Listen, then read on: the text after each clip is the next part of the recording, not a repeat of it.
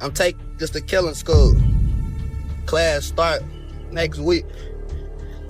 You gotta at least have 2 bodies though. And the even more crazy thing about Jeff and Q50 is that, you know, allegedly they were doing hits for money in another city. Since my documentaries came out, there's been a new theory on Reddit that there's basically was a triple homicide in Milwaukee that people are saying, yo, this is the one where Jeff and Q50, they were paid to kill 1 guy and they ended up killing 3 guys. And then there's a bunch of lyrics where Jeff and Q50 have these little bars where they're talking about my first hit was a 2 for 1, or I'm in Milwaukee doing hits for the change.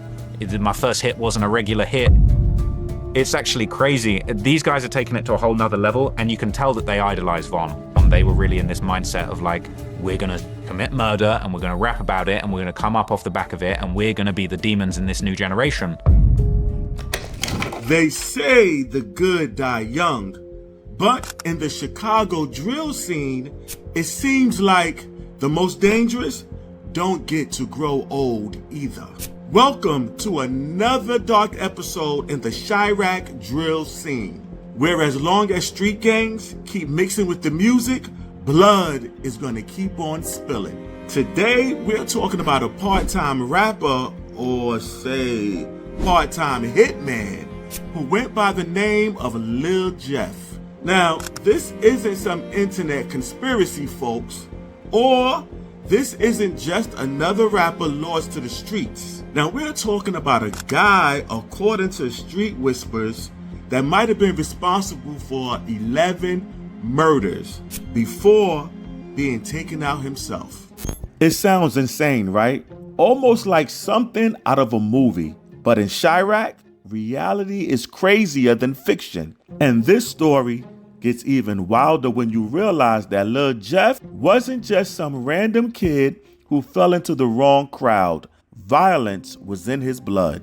Born to a single mom in 2002 as Jeffrey Lamar Harris Jr., the late rapper entered the world under circumstances that almost sealed his fate from day one. With an older brother and father who both had gang ties, it was only a matter of time before the kid jumped off the porch. But it wasn't always meant to be like this because, you see, Lil Jeff was blessed with sporting talent. Gangs, man. Gangs. For a while, he actually tried to hoop, dreaming of using his skills as a way of making it out of the streets. But in Chicago, the streets don't let go that easily. One thing led to another, and before long, the same kid who once dribbled on the court picked up another interesting hobby, one that came with consequences. For Lil Jeff, it didn't take long to get a taste of what that drill life really meant. In 2016, his world nearly ended when gunmen sprayed his house with bullets. Only this time, the shooting wasn't even about him. It was his older brother's gang ties that put a target on their home. You'd think that kind of near-death experience would be a wake-up call, right? Not for this kid. Instead of taking it as a warning, 14-year-old Lil Jeff wore the attack like a badge of honor. The streets was now his destiny. Lil Jeff found a home with the Blood Hound crew. His older brother Boogie, who also happens to be gang affiliated, played a part in influencing his choice. The Blood Hound crew wasn't just some random clique. It was an offshoot of Brain Dead and Drill City, 2 well-known names in Chicago's gang landscape. And like every gang, Blood Hound crew had its fair share of enemies in BKN, Trap City 800, and the 8 Trey Mob.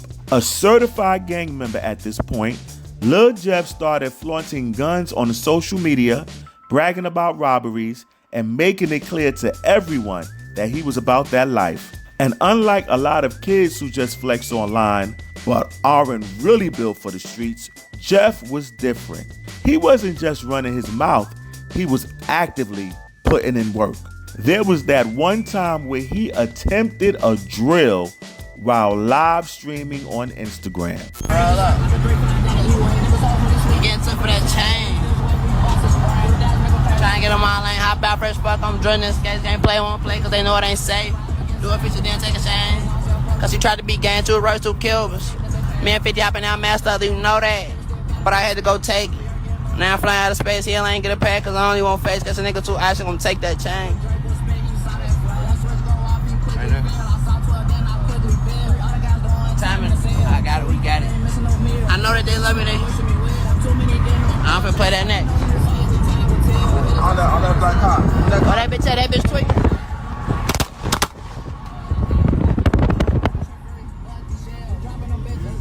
Nah, that bitch was just tweaking,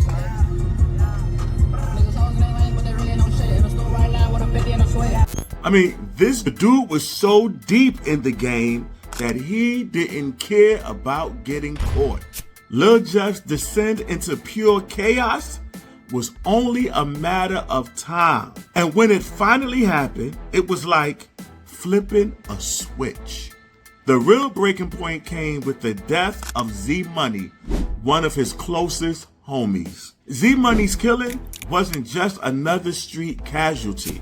It was a backdoor hit, and one that stings the most because it comes from betrayal.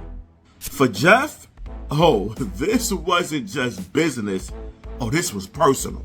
And from that moment on, he let loose, going on Instagram Live, talking about starting a killing school. I mean, it was like he was just laying out a blueprint for murder. I'm taking niggas to killing school. Class start next week.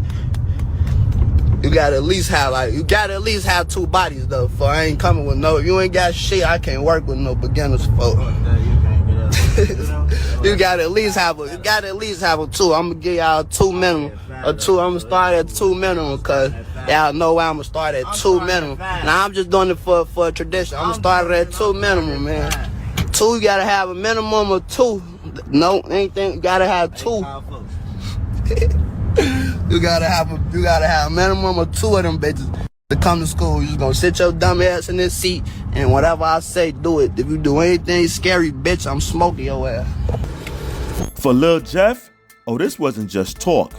Z Money's death destroyed a decade-long truce between Blood Hound crew and Trap City, setting off an all-out war. And as for Jeff, he went straight to the front lines to defend his homie's honor. Within months, he allegedly took up to 10 people, treating each kill like a trophy. The names of his alleged victims vary depending on who you ask. But Lil Gutter from Hit Squad, Clay and Crew from H-Ray, and Black from the Evans mob are the ones talked about the most. All of them allegedly taken out by Lil Jeff. While the streets talked, there was never enough hard evidence to pin those murders on Jeff. But Lil Jeff's actions only helped strengthen the rumors.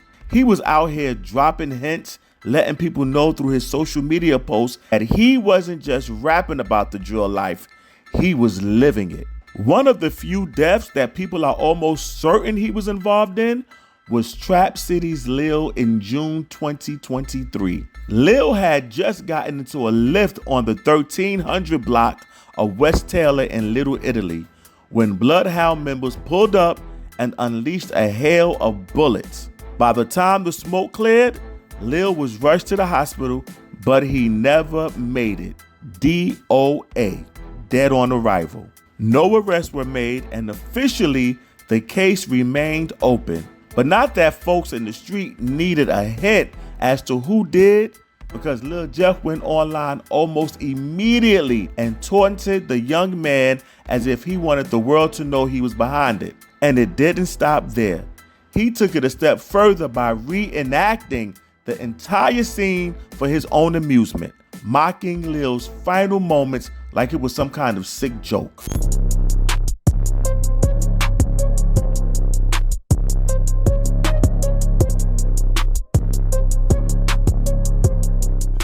That level of disrespect wasn't just reckless, it was an open invitation for retaliation. Now the streets just don't let things slide, and Jeff, he knew that. But instead of laying low, he kept doubling down and throwing shots at his enemies and moving around like he was untouchable.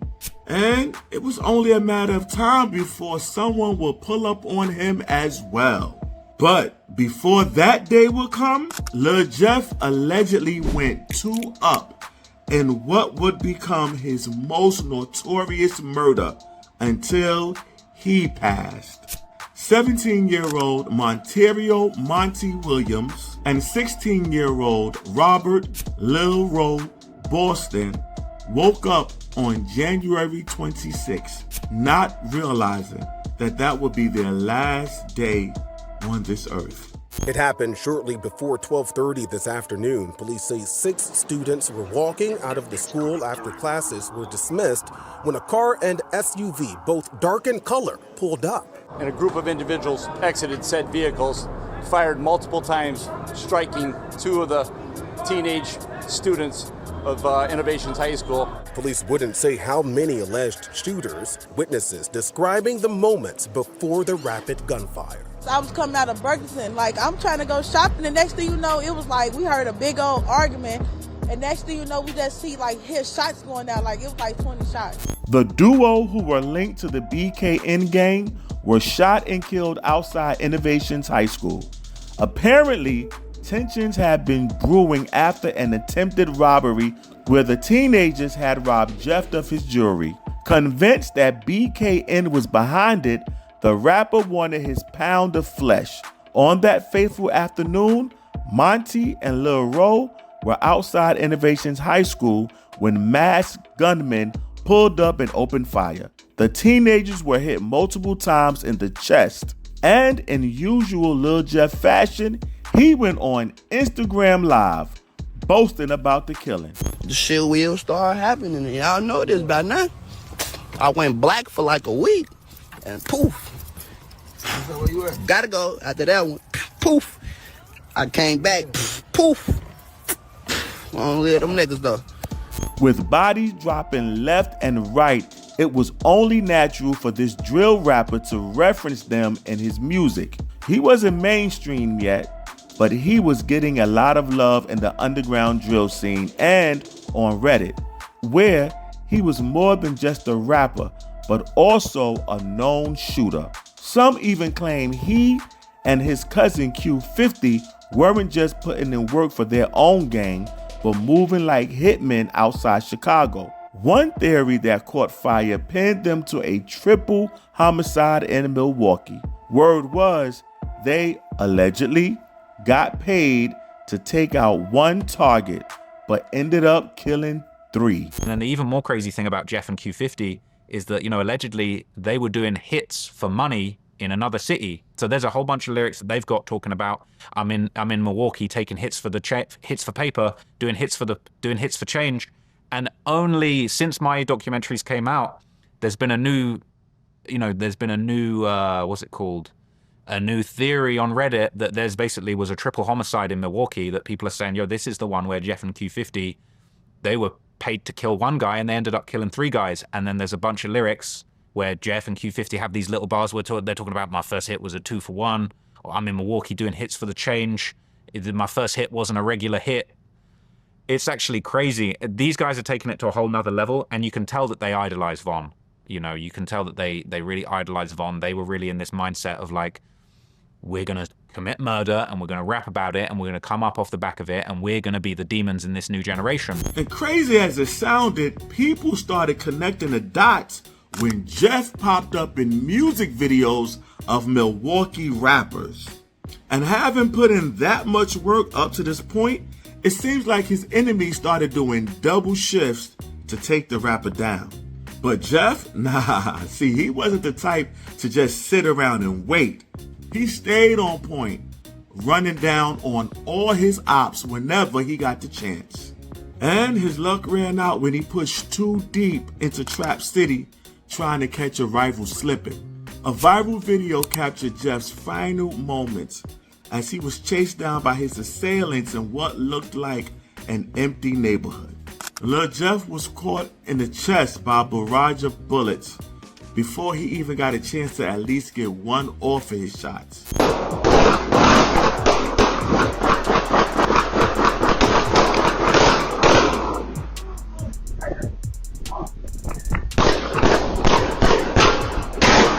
After Lil Jeff's death, The internet lit up with speculation. Reddit was flooded with theories about who pulled the trigger, and one name kept coming up: Trap City Rob. Word on the street is that Rob had been arrested multiple times at the same house where Jeff was shot, making him the prime suspect. Within days, posts circulated labeling him a wanted fugitive. Even the news confirmed that police were actively looking for the shooter.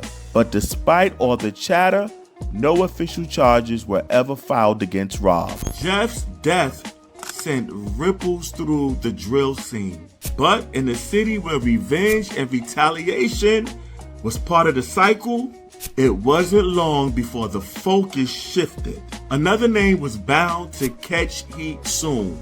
Another rapper may end up in the headline and the cycle would continue. Well, I hope not. What made Jeff's story sting even more is where he started. A kid with real basketball potential.